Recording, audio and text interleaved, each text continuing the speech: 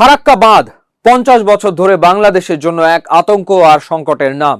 এবার এই বাঁধের সবকটি গেট খুলে দেওয়া নিয়ে জোর আলোচনা শুরু হয়েছে ভারতে। দেশটির বিহার রাজ্যের মুখ্যমন্ত্রী সম্রাট চৌধুরী পশ্চিমবঙ্গের মুখ্যমন্ত্রী শুভেন্দু অধিকারীকে ফোন করে অনুরোধ জানান শুভেন্দু যেন ফারাক্কা বাঁধের সব গেট খুলে দেওয়ার ব্যবস্থা করেন। কট্টর হিন্দুত্ববাদী নেতা শুভেন্দু অধিকারী সবসময় বাংলাদেশের বিরুদ্ধে সোচ্চার। ফারাক্কা বাঁধ খুলে দেওয়া নিয়ে এমন এক সময় এই তোড়জোড় শুরু হলো যখন ভারত প্রধানমন্ত্রী তারেক রহমানকে দিল্লি সফরে নেওয়ার নানা তৎপরতা চালিয়েও তেমন সুবিধা করতে পারছে না। তাছাড়া চলতি বছরের ডিসেম্বরেই শেষ হতে যাচ্ছে 30 বছর মেয়াদী ঐতিহাসিক গঙ্গা পানি বন্টন চুক্তি।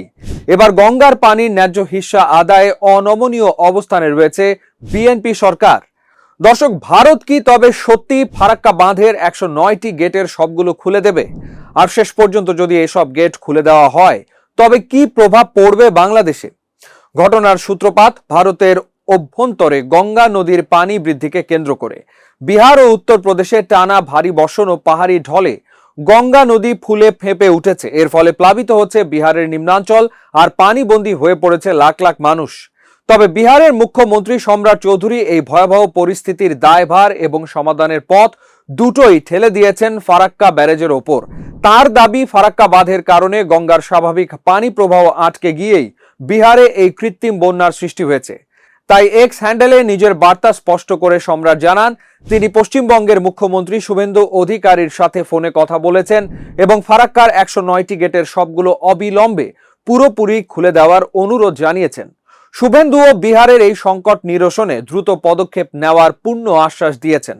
দর্শক, রাজনীতি আর আন্তর্জাতিক নদী কূটনীতির এই স্পর্শকাতর সংলাপ যখন দিল্লি, পাটনা আর কলকাতার বাতাসে ভাসছে, তখন এই সংবাদের প্রতিটি শব্দ সবচেয়ে বেশি অস্বস্তির সৃষ্টি করেছে বাংলাদেশে। কারণ ফারাক্কা ব্যারেজ কেবল ভারতের নদী ব্যবস্থাপনার একটি কাঠামোগত অংশ নয়, বাংলাদেশের মানুষের কাছে এটি এক ঐতিহাসিক ট্র্যাজেডি। যদি সত্যিই বিহারের চাপে ফারাক্কার সবগুলো গেট একসাথে খুলে দেওয়া হয় তবে ভাটির দেশ বাংলাদেশের জন্য তা ধেয়ে আনবে এক বড় বিপর্যয়। দর্শক, বিহার থেকে উজান বেয়ে আসা গঙ্গা ফারাক্কা অতিক্রম করেই বাংলাদেশে প্রবেশ করে পদ্মা নাম ধারণ করে। বিগত 50 বছর ধরে ফারাক্কা বাঁধের মূল কাজই ছিল গঙ্গার স্বাভাবিক পানি আটকে কৃত্রিমভাবে হুগলি নদীতে প্রবাহিত করা। কিন্তু যখনই ভারতের উজানে অতিবৃষ্টি হয় এবং তাদের নিজস্ব রাজ্যগুলো ডুবতে বসে, তখন বাঁধ রক্ষা ও নিজেদের জনপদ বাঁচানোর অজুহাতে উজান থেকে জমানো সেই বিপুল পানিপুঞ্জ একযোগে ছেড়ে দেওয়া হয় ভাটির দিকে। ফারাক্কার 109টি গেট একসাথে খুলে দেওয়ার সোজা অর্থ হলো লাখো কিউসেক পানির এক বিধ্বংসী জলদানব একসাথে এসে আছড়ে পড়বে বাংলাদেশের বুকের ওপর। এতে পদ্মা নদীতে মুহূর্তের মধ্যে পানির উচ্চতা বিপদসীমা অতিক্রম করে যাবে। ফলে চাঁপাইনবাবগঞ্জ, রাজশাহী, পাবনা, কুষ্টিয়া, রাজবাড়ী, ফরিদপুর এবং শরীয়তপুরের পদ্মা তীরবর্তী নিম্নাঞ্চল ও বিস্তীর্ণ চরাঞ্চল চোখের পলকে পানির নিচে তলিয়ে যাবে। হাজার হাজার হেক্টর ফসলি জমি, কৃষকের ঘামঝরা ফসল, ঘরবাড়ি ও গবাদি পশু নিমেষেই ভেসে যাবে এই উন্মত্ত পদ্মায়।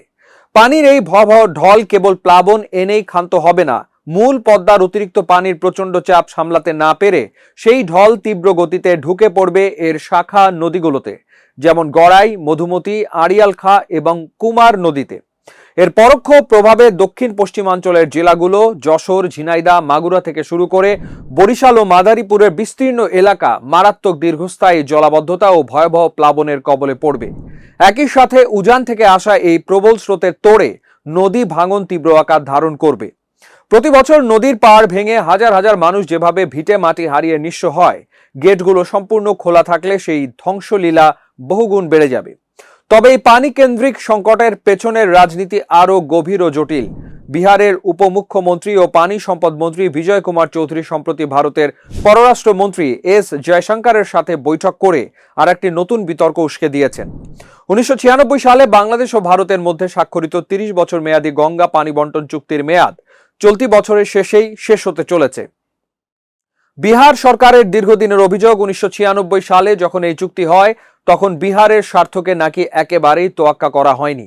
তাদের দাবি, গঙ্গার সিংহভাগ পানি আসে বিহারের ক্যাচমেন্ট এলাকা থেকে, অথচ তারা সেচ বা পানীয় জলের ন্যায্য হিস্সা পাচ্ছেন না। ফলে আসন্ন চুক্তি নবায়নের সময় বিহার চায় ফারাক্কার ওপর ভারতের একচ্ছত্র নিয়ন্ত্রণ যেন তাদের রাজ্যের সুবিধা নিশ্চিত করে, যা ভাটির দেশ বাংলাদেশের জন্য আরও এক চরম দুঃসংবাদ। একদিকে বিহারের মুখ্যমন্ত্রী সম্রাট চৌধুরী ও বিজেপি নেতা শুভেন্দু অধিকারীর একযোগে গেট খোলার তোড়জোড়, অন্যদিকে পানি বন্টন চুক্তির নবায়নে বিহারের স্বার্থকে অগ্রাধিকার দেওয়ার চাপ। সব মিলিয়ে আন্তর্জাতিক নদী কূটনীতিতে বাংলাদেশকে এক কঠিন বাস্তবতার মুখোমুখি দাঁড় করানোর চেষ্টা চলছে।